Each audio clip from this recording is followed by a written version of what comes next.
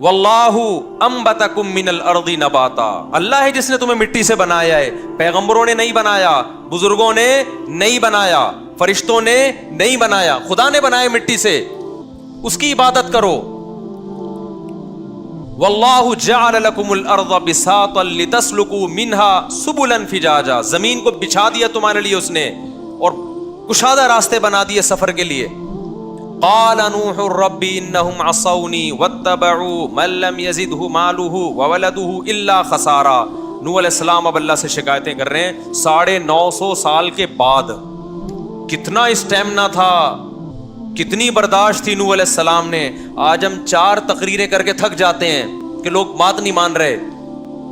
950 साल गलियों में घूमे नूह अलैहिस्सलाम, क्या समझाने के लिए? छोड़ दो इन बुतों को, इन पत्थरों को छोड़ दो, खुदा से दिल लगाओ। फिर शिकायत क्या की है नूह अलैहिस्सलाम ने? इन्नहुम असौनी, ए अल्लाह ये लोग मेरी नहीं मान रहे। किसकी मान रहे हैं? अल्लाह ने पूछा। ए अल्लाह ये उसकी मान रहे हैं जिसके पास दौलत है, जिसके पास इज्जत है, उनके पीछे चल रहे हैं, कल्चर को फॉलो कर रहे हैं। वमकरू मकरन कुब्बारा वक़ालू ला तज़रुन्न आलिहतकुम वला तज़रुन्न वद्दन वला सुवाआ। और जब मैं खुदा की तरफ, अल्लाह की तरफ बुलाता हूं तो ये क्या कहते हैं? ना ना ना, अपने माबूदों को नहीं छोड़ना, जिन बुजुर्गों की तुमने पत्थर बनाए हैं उनको नहीं छोड़ना। ये तुम्हें बुजुर्ग से हटा रहा है, ये तुम्हें बुजुर्गों की अकीदत खत्म कर रहा है नूह अलैहिस्सलाम, माअज़ल्लाह।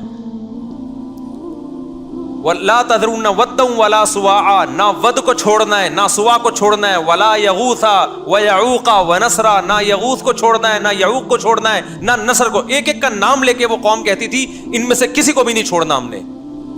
आज के हालात पर यह आयत कैसे मुंतबिक होती है? आज लोग या रसूल अल्लाह मदद कहते हैं कि नहीं कहते, या अली मदद कहते हैं कि नहीं कहते, या गौसे आदम मदद कहते हैं कि नहीं कहते। तो ये खुदा के अलावा आप पुकार रहे हो किसी और को, और किसे पुकार कहते हैं भाई? यही काम तो वो लोग करते थे। वो बुतों पे एतकाफ करके बैठते थे, आप कब्रों पे बैठ गए हो जाके। वो बुतों का तवाफ करते थे, आप कब्रों का तवाफ कर रहे हो। वो बुतों को सरदा करते थे, आप उनकी कब्रों पे सरदा। बुत को किया जाए या बुजुर्ग की मूर्ति को किया जाए या बुजुर्ग की कब्र को किया जाए, दोनों सजदों में कोई फर्क नहीं है। हमें आप बोल दिया करो भाई वहाबड़े, देवबंदड़े, पता नहीं क्या क्या, गुस्ताखे रसूल, कोई गवर्नमेंट की तरफ से कोई पाबंदी नहीं है। हमारी सेहत पे क्या असर पड़ता है भाई? हम कौन सा पुलिस में है कि डंडे के जोर से आपको अपनी बात समझा रहे हैं? आपने अपनी कब्र में जाना है और हमने अपनी कब्र में। कल अल्लाह हमसे कब्र में पूछेगा कि तुमने वो तौहीद जो कुरान में है लोगों के सामने बयान की थी कि नहीं की थी, मिंबर पे हक अदा किया था कि वमन यदउ मअल्लाहि इलाहन आखर, जो अल्लाह के सिवा किसी को पुकारता है अल्लाह ने उससे हिसाब व किताब लेना है, उसको नहीं छोड़ेगा अल्लाह। तो क्या तुमने मिंबर पे लोगों को बताया था कि सिर्फ या अल्लाह मदद का नारा लगेगा, या रसूल अल्लाह मदद, या अली मदद, या गौसे आदम मदद, या हुसैन मदद? नहीं लगेगा। हम कह देंगे अल्लाह, रिकॉर्डिंग मौजूद है, सबूत मौजूद है। अब तो हर चीज रिकॉर्ड हो, अल्लाह के पास तो वैसे ही रिकॉर्ड हो रही है, दुनिया में भी रिकॉर्डिंग मौजूद है। आप फिर भी या अली मदद कहते हो, आप फिर भी या हुसैन मदद कहते हो, आप फिर भी या गौसे आदम मदद कहते हो, आप फिर भी किसी कब्र को सरदा करते हो। तो भाई आपके पास अगर उसकी एक्सप्लेनेशन अल्लाह के पास अल्लाह को मुतमईन करने के लिए है तो आप पेश कर देना। अल्लाह अगर आपको अजाब न दे तो हमें कोई तकलीफ नहीं है। लेकिन अल्लाह ने कुरान में जो वादा किया है, अब अल्लाह जाने आप जाने, अल्लाह ने वादा यह किया है कि मुशरिक की मैं किसी कीमत पे मगफिरत नहीं करूंगा। शिर्क माफ नहीं हो सकता, कुछ भी कर लो, ये गैरत का मसला है। शिरकत जो है ना, कोई भी गैरतमंद बर्दाश्त नहीं करता। जो हाकिम हो, शौहर हाकिम होता है ना, घर का सरबरा होता है, इसलिए अल्लाह ने औरत को 2 मर्दों की इजाजत नहीं दी है, क्योंकि सरबरा 2 नहीं हो सकते। सरबरा हमेशा एक, मातहत ज्यादा होते हैं, मातहत ज्यादा हो सकते हैं। सरबरा एक, बाप एक ही होता है, बच्चे ज्यादा होते हैं, बच्चे मातहत होते हैं। ये नहीं होता कि ये भी अब्बा और वो भी अब्बा, मेरे 2 अब्बा हैं, उसमें बाप गैरत से मर जाएगा। सरबरा हमेशा क्या होता है मेरे भाई? एक, आपकी बीवी नाफरमान है, खाना नहीं पकाती, बर्दाश्त कर लोगे आप। आपकी ज़ौजा बद अखलाक है, बर्दाश्त कर लोगे। لیکن آپ کی زوجہ آپ کی بے انتہا خدمت کر رہی ہے. آپ کی وائف آپ کا ہر طرح سے خیال کرتی ہے, آپ کے ماں باپ کی بھی خدمت. ایک عیب ہے اس کے اندر کہ جب اس سے پوچھا جائے آپ کا شوہر کون ہے تو کہتی ہے وسیم بھائی بھی ہیں اور غفار صاحب بھی ہیں. جو بےغیرت ہوگا نا وہ کہے گا کوئی بات نہیں یار, ایک عیب ہے نا کہ مجھے بھی شوہر مانتی ہے, اس کو بھی مانتی ہے, خدمت تو دیکھو نا یار, اس کی خوبیاں تو دیکھو نا. غیرت مند کہے گا یہ تمام خوبیاں, ان پر یہ والی خامی کا پلڑا بھاری ہے. آج کا مشرک کہہ سکتا ہے کہ ہم اللہ کے علاوہ کسی اور کو اللہ نہیں مانتے. مفتی صاحب مثال دے رہے ہیں شوہر کی کہ ایک عورت کہہ رہی ہے یہ بھی میرا شوہر وہ بھی میرا شوہر, تو یہ مثال تو اس مشرک پہ فٹ ہوگی جو کہے گا اللہ بھی میرا اللہ اور یہ قبر بھی میری اللہ. ہم تو قبر کو اللہ نہیں مانتے, ہم تو بتوں کو اللہ نہیں مانتے, ہم تو کہتے ہیں بھگوان ایک ہی ہے جو آسمانوں پہ ہے, ہم تو ایک مانتے ہیں. ہم تو کہتے ہیں اللہ نے ان کو اختیارات دیے رکھے ہیں. تو اس کے لیے میں ایک اور مثال مارکیٹ میں لے کر آیا ہوں. مارکیٹ میں ایک اور مثال, آپ کی وائف کہتی ہے شوہر تو آپ ہی ہو لیکن رات اس کے ساتھ گزاروں گی میں.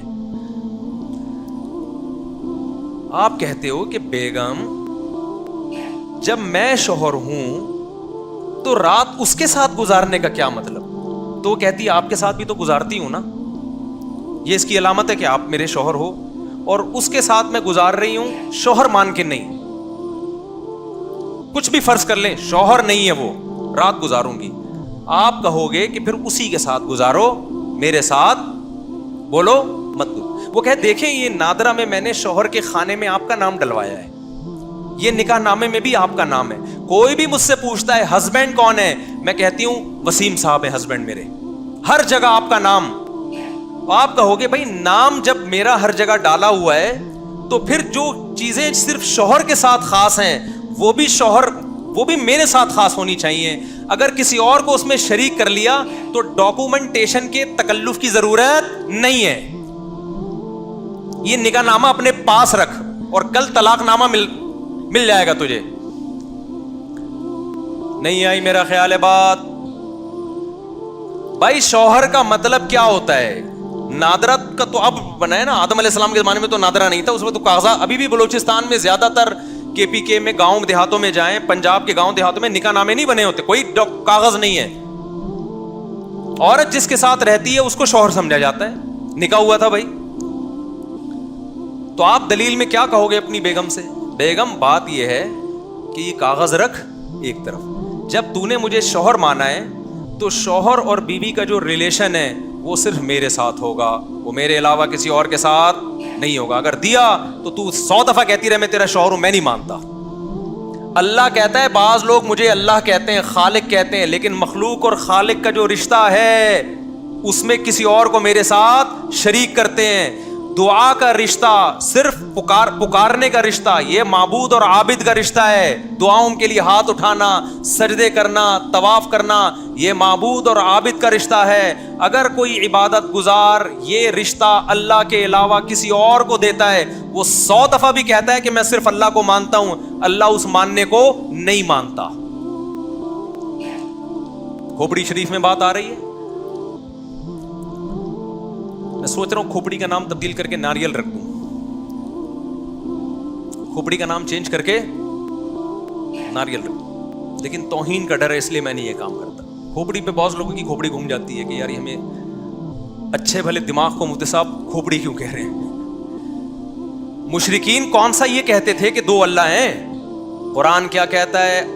وَلَئِن سَأَلْتَهُم مَّنْ خَلَقَ السَّمَاوَاتِ وَالْأَرْضَ لَيَقُولُنَّ اللَّهُ. اے نبی جب آپ 360 بتوں کی عبادت کرنے والے مشرکوں سے پوچھتے ہو کہ اس کائنات کا بنانے والا کون ہے, تمام کافر, تمام غیر مسلم مشرک کہتے تھے صرف اللہ, اللہ ہے جس نے ان کو بنایا ہے. وہ بھی اللہ کو ایک مانتے تھے. تو اللہ نے کہا کہ جب وہ ہے تو پھر دعاؤں میں ان کو پکارتے کیوں ہو؟ وہ حق جو اللہ کا ہے وہ ان کو کیوں دیتے ہو؟ تو وہ کہتے تھے ہم اللہ کو بھی مانتے ہیں. تو اللہ نے کہا ایسا ماننا مجھے معتبر مجھے قبول نہیں ہے. وما یؤمن اکثرهم باللہ الا وهم مشرکون. اللہ کہتے ہیں یہ لوگ مجھ پر ایمان لاتے ہیں ساتھ میں میرے ساتھ کسی اور کو پکارتے ہیں, شریک کرتے ہیں, تو یہ والا ماننا مجھے قبول نہیں ہے. شوہر محبت میں شرکت برداشت نہیں کرتا. وہ محبت تو صرف شوہر کو ملنی چاہیے کیونکہ سربراہ ہے. تو جو کائنات کا خالق ہے, کائنات کا بنانے والا ہے, پوری کائنات کا سربراہ ہے, جس میں غیرت ہم سے زیادہ, وہ کیسے برداشت کر لے گا کہ جو محبت مجھے دینی چاہیے اس میں میرے ساتھ کسی پیغمبر کو, ولی کو, کسی بت کو, کسی مخلوق کو شریک کرو؟ وہ کبھی بھی یہ برداشت نہیں کرے گا. آپ کی ساری نیکیاں ایک راکھ کا ڈھیر ہیں. ترازو میں جب یہ نیکیاں شرک کے ساتھ رکھی جائیں گی تو نیکیوں کا پلڑا ہلکا ہوگا, شرک کا پلڑا بھاری ہوگا. نہیں آئی میرا خیال ہے بات. دیکھو کچھ محبتیں ایسی ہیں جو صرف باپ کو دی جاتی ہیں. کس کو دی جاتی ہیں؟ باپ کو. تعظیم دوستوں کی جاتی ہے یا باپ کی؟ باپ کی. محبت دوستوں سے بھی ہوتی ہے, باپ سے بھی ہوتی ہے, ماں سے بھی ہوتی ہے, بیوی سے بھی ہوتی ہے, بچوں سے بھی ہوتی ہے. ہر محبت کا اسٹائل الگ الگ ہوتا ہے. تو ہم جب اللہ سے محبت کرتے ہیں نا, وہ بھی الگ قسم کی محبت ہے. ابا سے محبت ہوتی ہے, اس میں تعظیم کا عنصر ہوتا ہے, عظمت کا, بزرگی کا عنصر ہوتا ہے. یہ والی محبت آپ کسی اور کو دے دو ابا کی موجودگی میں, پھر آپ 100 دفعہ بولو ابا, ابا تو آپ ہی ہیں, ابا کہیں گے, پھر یہ والا ابا کہاں سے لبا؟ وہ آپ کا بیٹا جواب میں کہہ رہے ابا یہ ابا نہیں ہے, دیکھو نادرہ میں نے آپ کا نام ڈلوایا, آپ ہی میرے ابا ہیں. ابا کہے گا کہ جو محبت باپ کو دینی چاہیے تو وہی اسٹائل میں اس کو بھی محبت دے رہا ہے, تو پھر اس کا مطلب تو یہ تیرا باپ ہے. پھر جو محبت ماں کو ملنی چاہیے آپ کسی اور انٹی کو وہ محبت دے رہے ہیں تو ماں کو غصہ آئے گا نا. جو اولاد کو ملنی چاہیے آپ پڑوسیوں کے بچوں کو وہ محبت, وراثت ساری پڑوسیوں کے نام کر کے جا رہے ہو, تو بچہ کیا کہے گا؟ ابا آج آپ نے ہمارے دل پہ آرے چلا دیے. ویسے تو ساری زندگی آپ نے ہمیں تانے ہی دیے ہیں, لیکن ایک وراثت جو خونی رشتے کو ملتی ہے وہ بھی آپ نے پڑوسیوں کے بچوں کو دے دی. باپ کہے بیٹا غم نہ کرو, نادرہ میں دیکھو میں نے تمہارا نام ڈالا ہوا ہے. آپ بولو گے ابا یہ نادرہ کی کاپی اپنے پاس رکھو, اس کا ہمیں کوئی فائدہ نہیں, وراثت تو ساری ان کو دے دی آپ نے. ہم مار کھاتے رہے ساری زندگی, آپ نے آج تک ایک گٹکے کی پیسے نہیں دیے, ہم نے یہ بھی برداشت کیا, سب کچھ برداشت کیا, لیکن یہ تسلی تھی کہ ہیں تو ہم آپ کے نا, تو وراثت ہمیں کس کو ملے گی؟ وہ تو ہمیں ملے گی, وہ بھی آپ نے کسی اور کو اٹھا کے دے دی. لیکن ابا کو اس پہ فخر ہے, بیٹا جہاں بھی محفل میں جاتا ہوں میں تمہیں اپنا بیٹا کہتا ہوں, اور جن کو میں نے وراثت دی ان کو اپنا بیٹا نہیں کہتا. تو آپ بے وقوف بن جاؤ گے ابا کی ان باتوں میں. اتنی عقل آپ میں ہے تو کیا معاذ اللہ نقل کفر, اللہ میں معاذ اللہ اتنی سمجھ نہیں ہے کہ آپ اللہ کو اللہ اللہ کہتے رہو, لیکن جب پکارنے کی بات آئے تو کبھی یا اللہ مدد, کبھی یا رسول اللہ مدد چلا دیا آپ نے, کبھی یا اللہ مدد چلا دیا, کبھی یا علی مدد چلا دیا, کبھی یا اللہ مدد چلا دیا, کبھی یا غوث اعظم مدد چلا دیا, کبھی بیت اللہ کے گرد طواف کر رہے ہو, کبھی قبر کے گرد بھی کر رہے ہو جا کے. اللہ کا گھر اور قبر آپ کی نظر میں کیا ہو گئے؟ برابر ہو گئے. پھر آپ 100 دفعہ بولتے رہو میں توحید کو مانتا ہوں, میں لا الہ الا اللہ کہتا ہوں, ایسا لا الہ الا اللہ تو قادیانی بھی پڑھتا ہے, کیا وہ جنت میں چلا جائے گا؟ خالی لا الہ الا اللہ, لا الہ الا اللہ کا جو مفہوم ہے وہ سمجھ کے پڑھیں گے تو مسلمان ہوں گے بھائی. ابو جہل کو مطلب پتا تھا لا الہ الا اللہ کا, اس لیے اس نے نہیں پڑھا. ابو جہل آج کے دور میں ہوتا کہتا ہے یار یہ تو ان کے یہاں تو PCO مطلب ہے لا الہ الا اللہ کے, مجھے کیا پتا تھا یہ والا مطلب بھی نکل سکتا ہے, تو وہ پڑھ لیتا. وہ اس کو پتا تھا بھائی جو محمد صلی اللہ علیہ وسلم کا جو مطلب ہے نا لا الہ الا اللہ والا, وہ مطلب اس سے میرے نظریات کے دھجیے اڑ جائیں گے, اس لیے وہ نہیں آخری دم تک نہیں پڑھا اس نے. آج ہم لا الہ الا اللہ بھی پڑھ رہے ہیں, پھر یا رسول اللہ انظر حالنا واسمع قالنا, یہ کیا ہو رہا ہے مسجدوں میں بھائی؟ وَأَنَّ الْمَسَاجِدَ لِلَّهِ, مسجدیں اللہ کا گھر ہیں, فَلَا تَدْعُوا مَعَ اللَّهِ أَحَدًا, اللہ کے ساتھ کسی اور کو مت پکارو. کمال کی بات ہے یہ آیت بیچ میں لکھی ہوگی, دائیں طرف یا اللہ مدد اور بائیں طرف یا رسول اللہ مدد.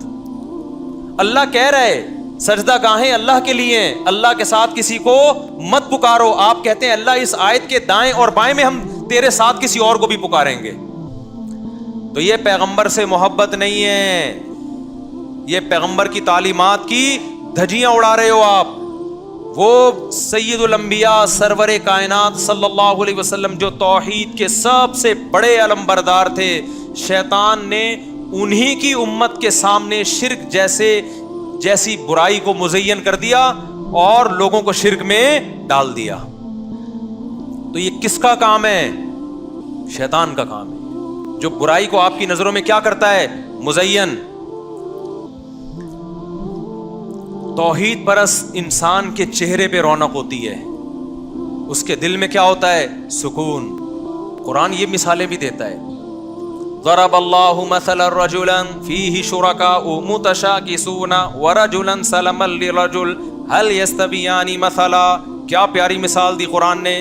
بتاؤ کسی شخص کا ایک معبود ہو، اسے پتا ہے کہ اولاد کے لیے بھی یا اللہ صرف اللہ ہی اولاد دے سکتا ہے، اسے پتا ہے کہ میری بگڑی کون بنا سکتا ہے؟ صرف اللہ۔ اسے پتا ہے میرے کاروبار میں کون برکت دے سکتا ہے؟ صرف اللہ۔ اسے پتا ہے کہ مجھے بیماری میں کون شفا دے سکتا ہے؟ صرف اللہ۔ اسے پتا ہے کہ میں کس کو راضی کروں گا تو جنت میں جاؤں گا؟ صرف اللہ۔ اسے پتا ہے کس کو ناراض کروں گا تو جہنم میں جاؤں گا؟ صرف اللہ۔ اللہ کہتے بتاؤ جس کا صرف ایک معبود ہو وہ سکون میں ہے، یا جس کے درجنوں خدا ہوں؟ کبھی اس روحانی ڈرامے باز کے پاس جا رہا ہے کہ اولاد اس پھونکوں والی سرکار سے ملے گی مجھے، کبھی جا رہا ہے اس قبر کے پاس کہ مجھے جن چڑیل بھوت وہاں سے بھاگیں گے میرے، کبھی جا رہا ہے کہ میری بھاگی بھی بیوی کو وہ عامل پکڑ کے لائے گا، کبھی جا رہا ہے اس بت کے پاس، ہندوؤں کے پاس کہ بھائی اس مندر میں جاؤں گا اور یہ کروں گا تو پھر جو ہے نا میرا کاروبار بحال ہو جائے گا۔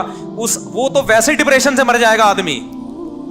ہمارے سارے مسائل کون حل کرتا ہے؟ میں نے آج تک کبھی تعویذ گلے میں نہیں ڈالا الحمدللہ، اور میری ٹینشنیں آپ سے 4 گنا زیادہ ہیں۔ استغفر اللہ، غلط بول دیا میں نے، گھر والے بھی بیان سنتے ہیں۔ ٹینشنوں کا مطلب ذمہ داریاں، جس کو پیار سے ہم ٹینشن کہہ رہے ہیں۔ بعض دفعہ غلطی سے منہ سے کوئی ایسی بات نکل جاتی ہے جس کو افورڈ کرنا بہت مشکل ہو جاتا ہے، عرف میں جس کو ٹینشن سمجھا جاتا ہے۔ بتاؤ جس کا خاندان چھوٹا ہو اس کی ذمہ داریاں زیادہ ہوتی ہیں یا جس کا خاندان بڑا ہو؟ بڑے والے کی زیادہ ذمہ داریاں ہوں گی نا۔ ہمارے نانا سے جب کوئی پوچھتا تھا، 99 سال میں فوت ہوئے، اللہ مغفرت فرمائے، بڑا خاندان تھا، مسجد کے امام تھے، ان سے کسی نے پوچھا مولوی صاحب گھر میں خیریت ہے؟ انہوں نے کہا خیریت کم بختوں کے ہاں ہوتی ہے، بدقسمتوں کے ہاں ہوتی ہے، جن کے کوئی ہوتا ہی نہیں ہے، ایک آدھ بچہ، نہ کوئی بہو نہ داماد۔ ہمارے تو اللہ کا شکر ہے، بیٹے ہیں، بیٹیاں ہیں، بہو ہیں، داماد ہیں، پوتے ہیں، نواسے ہیں۔ ہم لوگ کے یہاں خیریت ویریت نہیں ہوتی، بڑا انجوائے کر کے کہتے تھے۔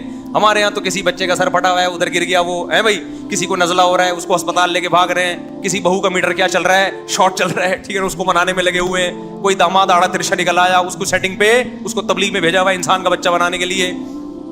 تو ہم تو لائف کو انجوائے کرتے ہیں، خاندان ہے بھائی۔ اور آپ ڈیفینس کے 1000 گز کے بنگلوں میں جائیں گے، خیریت کے علاوہ کچھ نہیں ملے گا آپ کو وہاں پہ، بندہ ہی نہیں ہے تو کیا مسائل کیا ہوں گے؟ لیکن وہ جو 1000 گز کے بنگلے خالی ہوتے ہیں نا، وہ ٹینشن لیس ہو کے بھی ٹینشن فل ہوتے ہیں، کیونکہ وہاں دل لگی کے لیے انسان نہیں ہوتے، محبت کرنے والے انسان نہیں ملتے۔ تو ہم تو یہ ٹینشن خود لی، ہم نے آرڈر پہ ٹینشن لی ہم نے، کیونکہ ہمیں پتہ ہے ان ٹینشنوں میں خوشیاں زیادہ ہیں۔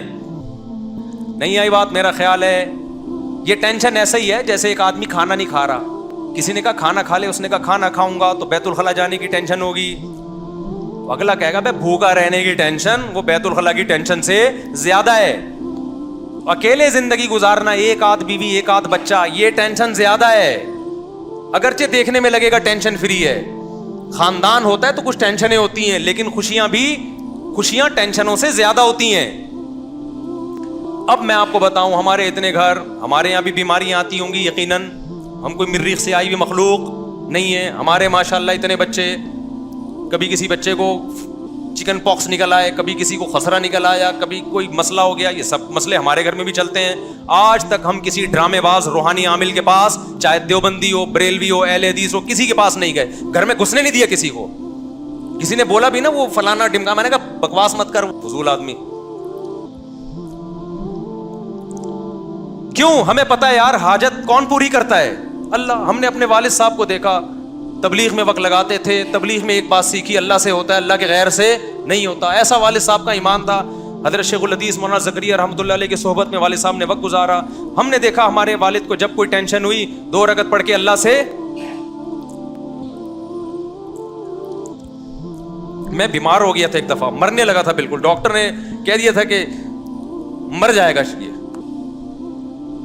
مجھے یاد ہے میرے والد صاحب مسجد میں گئے, میرے لیے انہوں نے اللہ کے سامنے ہاتھ اٹھا کے دعا مانگی ہے. اگر ایمان کمزور ہوتا کسی جاہل عامل کے پاس چلے جاتے, وہ تعویذ گنڈے شروع کر دیتے. مجھے اہل حدیثوں پہ بڑا افسوس ہوتا ہے, صرف ایک اہل حدیث فرقہ ایسا بچا تھا جس میں یہ روحانی ڈرامے باز نہیں تھے, رقیہ کے نام پہ ڈرامے کرنے والے نہیں تھے. افسوس کے ساتھ کہنا پڑتا ہے اہل حدیثوں میں بھی ایسے لوگ پیدا ہو گئے ہیں. اہل حدیث کمیونٹی سے میری گزارش ہے, ان کو کنٹرول کرو, نکالو ان لوگوں کو اپنی جماعت سے. تو یاد رکھو, روحانی عامل چاہے رائے کا مقیمین ہوگا نا, رائے کا مقیمین ڈرامے باز ہے وہ. یہ میری بات کان کھول کے سن لو, دل میں اتار لو, یہ بڑے بڑے علماء کو بیوقوف بناتے ہیں. ابھی لاہور میں ہم بیٹھے ہوئے تھے دعوت میں, ایک ڈرامے باز آ گیا روحانی عامل, تعارف کروا رہا ہے میں روحانی علاج کرتا ہوں. مجھے غصہ اس پہ آیا کہ تو میرے سامنے یہ تعارف کیوں کروا رہا ہے بھائی, تجھے شرم نہیں آتی؟ ساری دنیا کو پتا ہے میں روحانی عاملوں کے خلاف بولتا ہوں اور تو میرے سامنے آ کے تعارف کروا رہا ہے, اس کا مطلب اپنی بےزتی خود کروا رہا ہے نا. بعض لوگوں کو اپنی بےزتی اپنے ہاتھوں سے کروانے کا شوق ہوتا ہے. مجھے آ کے مت بتاؤ, میں کو پوچھ رہا ہوں تم چور ہو, اچکے ہو, تم کیا ہو, مجھے آ کے تعارف کیا کروا رہے حضرت, میں کیا کرتا ہوں روحانی علاج. میں نے کہا اس آدمی کو اپنی بےزتی میرے ہاتھوں کروانے کا شوق ہے.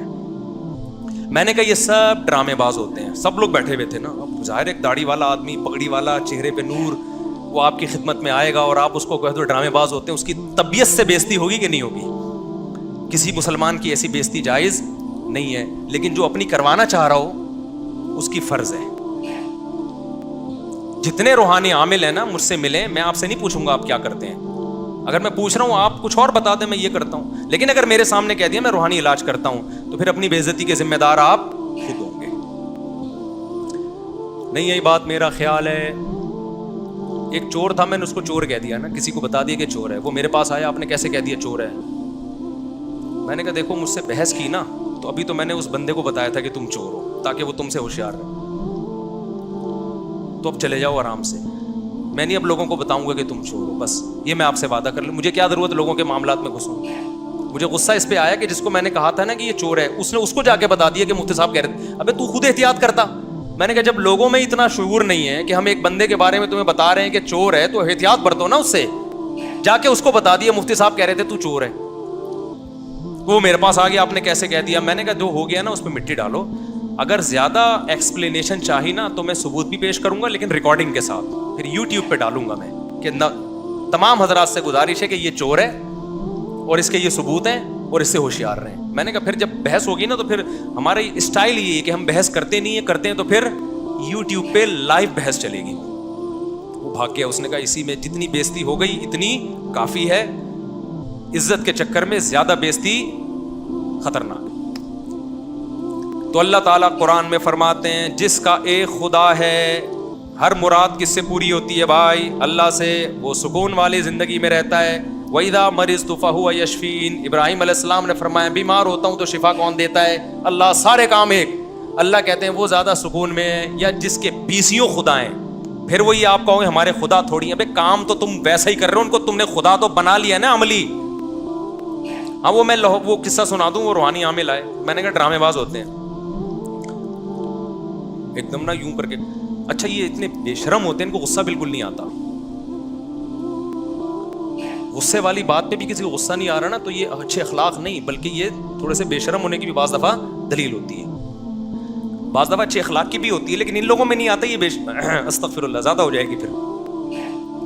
وجہ اس کی ہے کہ ان کو پتا ہے مشہور آدمی کے خلاف ہم نے ابھی غصہ کیا تو یہ جو میرے یہاں مریدین بہت سارے ان کے وہیں مریدین بیٹھے ہوئے تھے, یہ بدک جائیں گے. تو ابھی تحمل بردباری.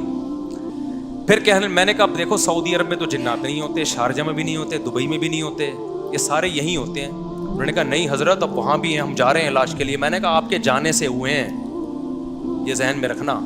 پاکستانی عاملوں نے سعودی عرب کے علماء کو بھی الو بنانا شروع کر دیا ہے. عوام کی بات نہیں کر رہا, وہاں کے علماء کو الو بنانا شروع کر دیا ان عاملوں نے. وہاں تو یہ چیزیں تھیں نہیں, اور اگر 2-4 کوئی لاکھوں میں کوئی ایک جن بھوت آ بھی جاتا تھا, وہیں کے علماء سورہ فلق سورہ ناس پڑھ کے دم کرتے تھے, بھاگ جاتا تھا, شارجہ میں بھی دبئی میں بھی. اب یہاں سے باقاعدہ جو عامل لوگ ہیں نا, جا کے سعودی عرب کے بڑے بڑے علماء کے ساتھ سیلفیاں بھی لے رہے ہیں, ان پہ دم بھی کر رہے ہیں, ان کو بیوقوف بنا رہے ہیں, اور ان کا منجن دبا کے پھر یہاں بک رہا ہے. ایک گیا سعودی عرب میں, کہہ رہا ہے میں فیکٹری چلا کے آ جاؤں, دم کیا میں نے, سعودیہ کی فیکٹری چل گئی, بکواس کر رہا ہے, جھوٹ بول رہا ہے. تو اب آپ دیکھیں گے پاکستانیوں نے اور تو کوئی چیز ایکسپورٹ نہیں کی ہے, روحانی عامل کو ایکسپورٹ کرنا شروع کر دیا ہے. خدا کا واسطہ اپنی عورتوں کو اس سے بچاؤ, عاملوں سے. یہ عامل چالاک آپ کی عورتوں پہ بھی قبضہ کرتے ہیں, اللہ ماشاء اللہ کچھ نیک بھی ہوتے ہیں جو, لیکن جو نیک ہے اس کے اوپر کی سیٹنگ آؤٹ ہوتی ہے.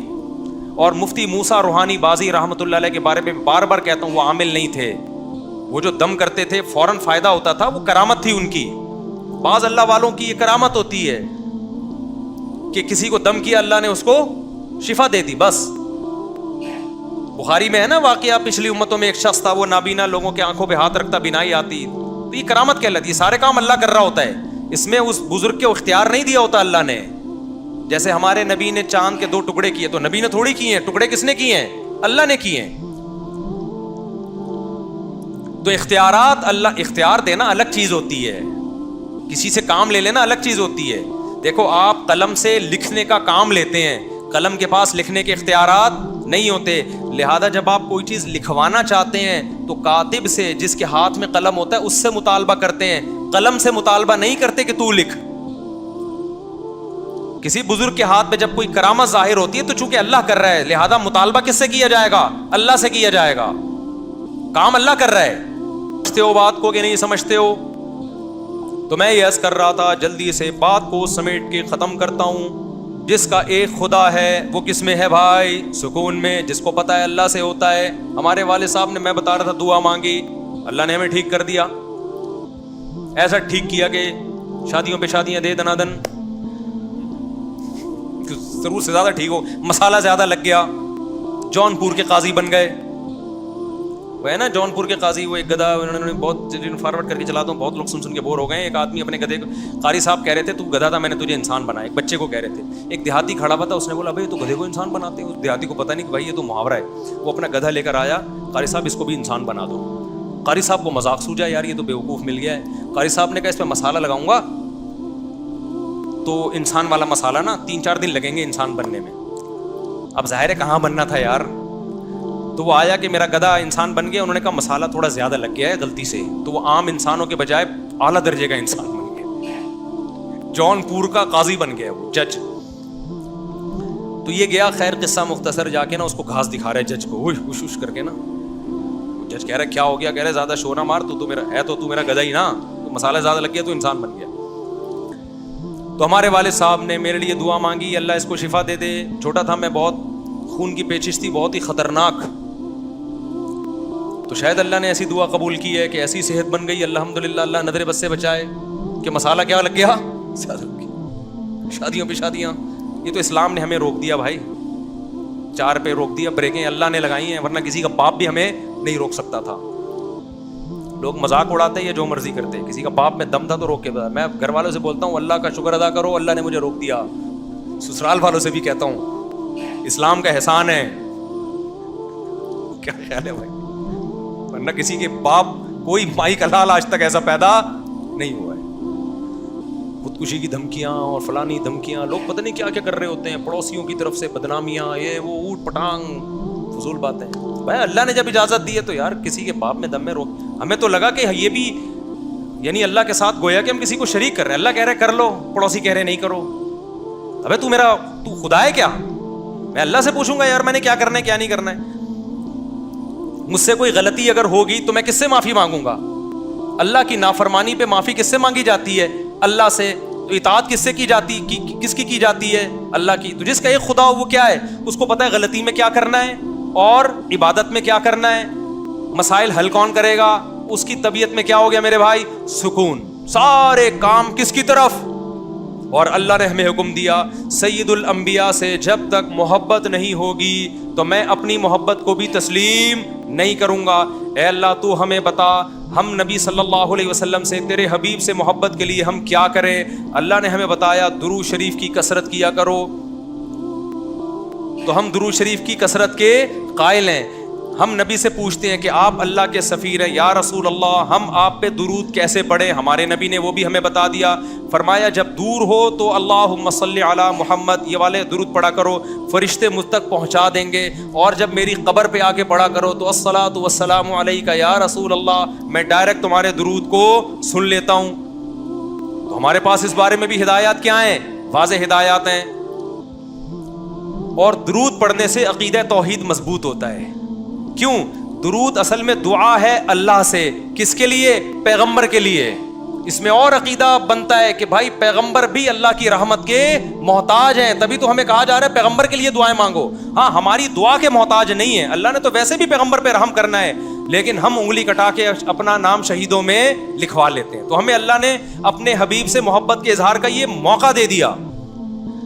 ہم جب پیغمبر سے پوچھتے ہیں یا رسول اللہ، ہر عبادت کے لیے کوئی خاص وقت ہوتا ہے جس میں اس عبادت کی فضیلت بڑھ جاتی ہے، روزہ عام دنوں میں رکھو 3 روزوں کا ثواب، 10 روزوں کا ثواب، رمضان میں رکھو گے تو ثواب بڑھ جائے گا، تو یا رسول اللہ ہم آپ پہ جب درود پڑھیں تو کوئی ایسا دن ہے، کوئی ایسا ٹائم ہے جس میں درود پڑھنے سے ہمیں ثواب زیادہ ملے گا؟ آپ صلی اللہ علیہ وسلم نے فرمایا ہاں، جمعے کے دن درود پڑھنے کا ثواب، حدیث کا مفہوم ہے، عام دنوں سے زیادہ ہے۔ اس لیے ہمارے جتنے بھی اکابر ہیں وہ جمعے کے دن درود شریف کی کثرت کیا کرتے تھے۔ یا رسول اللہ آپ اللہ کے حبیب ہیں، اللہ نے قرآن میں حکم دیا ہے من یطیع الرسول فقد اطاع اللہ، جو پیغمبر کو فالو کرے گا، پیغمبر کی بات مانے گا، وہ ایسے ہی ہے جیسے اللہ کی۔ تو آپ ہمیں بتائیے درود شریف ہم نے بلند آواز سے پڑھنا ہے یا آہستہ آواز سے؟ ہمارے نبی نے ہمیں تلقین کی کیسے؟ آہستہ آواز سے۔ یا رسول اللہ درود ہم نے انفرادی طور پہ پڑھنا ہے یا جتھے بنا کے پڑھنا ہے؟ آپ صلی اللہ علیہ وسلم نے فرمایا دیکھو آخر میں ایک جنتی فرقہ ہوگا، وہ ہوگا جس پر میں اور میرے صحابہ کا عمل۔ صحابہ نے جتھے بنا کے درود کی محفلیں نہیں لگائی ہیں، جس صحابی کو جہاں موقع ملا انہوں نے کثرت سے پیغمبر پر درود پڑھا۔ ہم نے اپنے اکابر کو دیکھا ہے، اپنے علماء کو دیکھا ہے، آج بھی بزرگان دین کو دیکھا ہے، کوئی مسجد کے اس کونے میں بیٹھ کے تسبیح ہاتھ میں لے کے درود شریف پڑھ رہا ہوگا، کوئی مسجد کے اس کونے میں بیٹھ کے۔ میرے شیخ اور اپنے علماء مشائخ کو میں نے دیکھا ہے جب مسجد نبی میں جاتے ہیں 2 گھنٹے، 1 گھنٹے، 2.5 3 گھنٹے، عصر سے مغرب تک کا پورا ٹائم پیغمبر صلی اللہ علیہ وسلم کے روضہ رسول کے نبی کے روضے کے قریب سارا ٹائم درود شریف میں گزار دیتے ہیں۔ یہ وہ طریقہ ہے جو پیغمبر سے محبت کا اظہار کا اللہ نے آپ کو بتایا ہے۔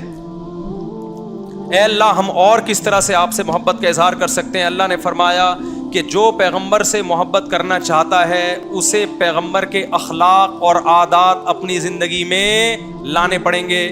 ہمارے پیغمبر صلی اللہ علیہ وسلم جب رات کو تہجد کے لیے اٹھتے تھے تو اس کا خیال کیا کرتے تھے کسی کی آنکھ نہ کھلے۔ جب رات کے وقت آپ گھر میں تشریف لاتے اتنا آہستہ آواز سے سلام کرتے کہ جو جاگ رہا ہے وہ جواب دے دے، جو سو رہا ہے اس کی آنکھ نہ کھلے۔ لیکن ہم پیغمبر سے محبت کا اظہار کیسے کرتے ہیں؟ موبائلوں کے سگنل کیا ہو گئے؟ بند۔ یہ محبت کا اظہار کا کیا ہے؟ اتنے بڑے بڑے جلوس، ناچ گانے اور جو میوزک، موسیقی اور تھرکنا اور پھڑکنا اور روڈ بلاک کر دینا، سیکیورٹی کے مسائل کا کھڑا ہو جانا گورنمنٹ کے لیے، اور کس قدر لوگوں کو تکلیف اور اذیت پہنچنا۔ تو یہ پیغمبر صلی اللہ علیہ وسلم کی سیرت بولو نہیں ہے۔ یا رسول اللہ ہم آپ سے محبت کے اظہار کے لیے کون سا حلوہ پکا سکتے ہیں؟ ہم نبی سے محبت، جب تک پیغمبر سے محبت نہ ہو ایمان قابل قبول نہیں ہے۔ لیکن محبت کا انداز وہ ہوگا جو اللہ کے رسول نے بتایا ہے۔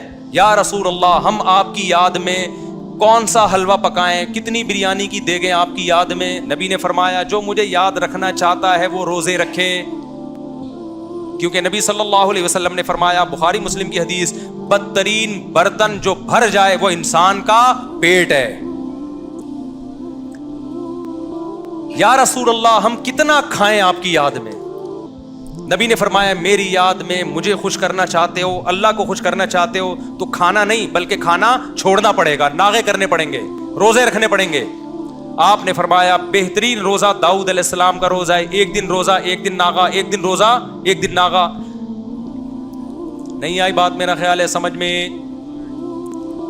پیٹ بھرنے سے منع کیا, موٹاپے سے منع کیا.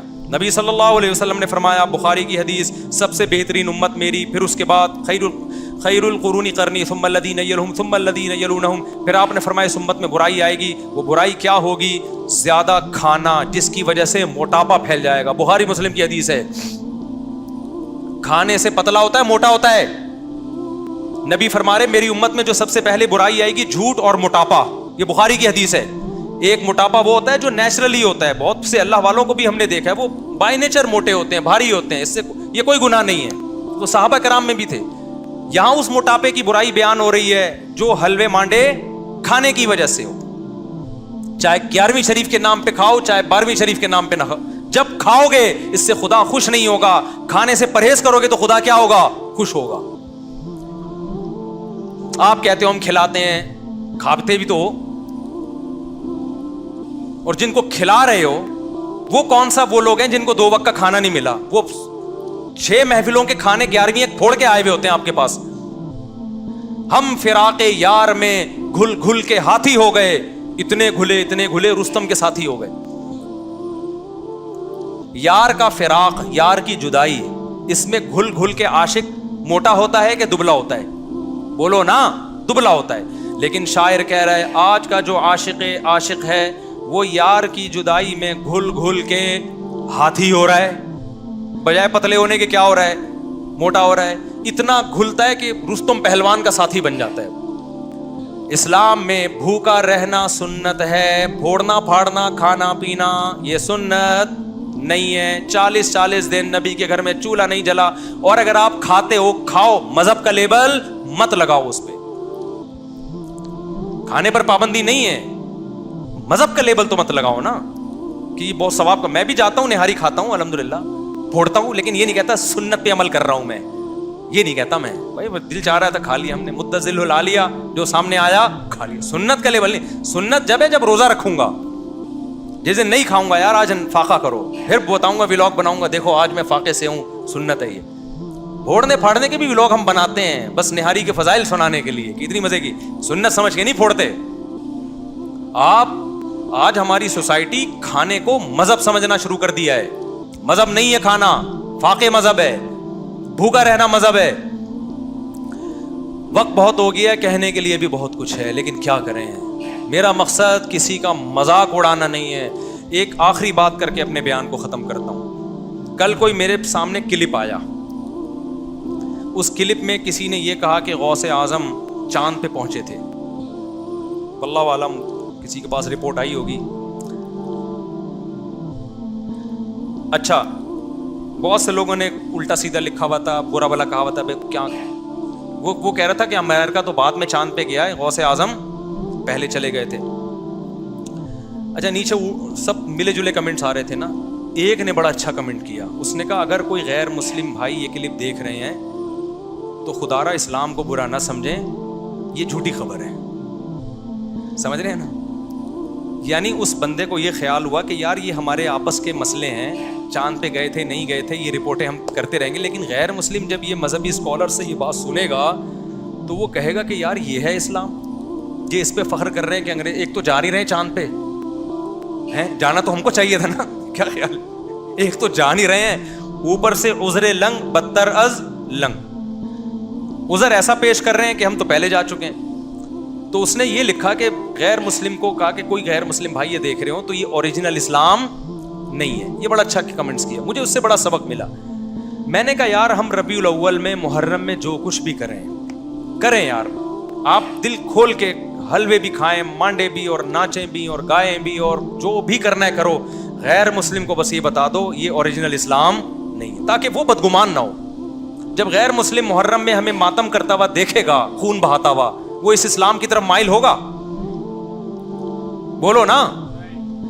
اس میں اٹریکشن, نماز کو دیکھ کے مائل ہوتا ہے, روزے کو دیکھ کے مائل ہوتا ہے, حج کو دیکھ کے مائل ہوتا ہے, لیکن محرم میں جو ہم خون بہا رہے ہیں, اپنا ہی خون بہا رہے ہیں, اس عمل کو دیکھ کے غیر مسلم ہماری طرف مائل نہیں ہو. جو کچھ ربیع الاول میں ہم کر رہے ہیں اس عمل کو دیکھ کے غیر مسلم اسلام کی طرف مائل نہیں ہوگا. تو آپ سب کچھ کرو لیکن ہندوؤں کو سکھوں کو بتا دو کہ یہ سچی مچی کا اسلام نہیں ہے. سچی مچی والا اسلام وہ ہے جس میں رمضان کے روزے ہیں, جس میں پیر جمعرات کا روزہ ہے. مسلمان صبح اٹھتا ہے, سحری کے وقت میں کھاتا ہے اللہ کے لیے, سارا دن بھوکا پیاسا رہتا ہے.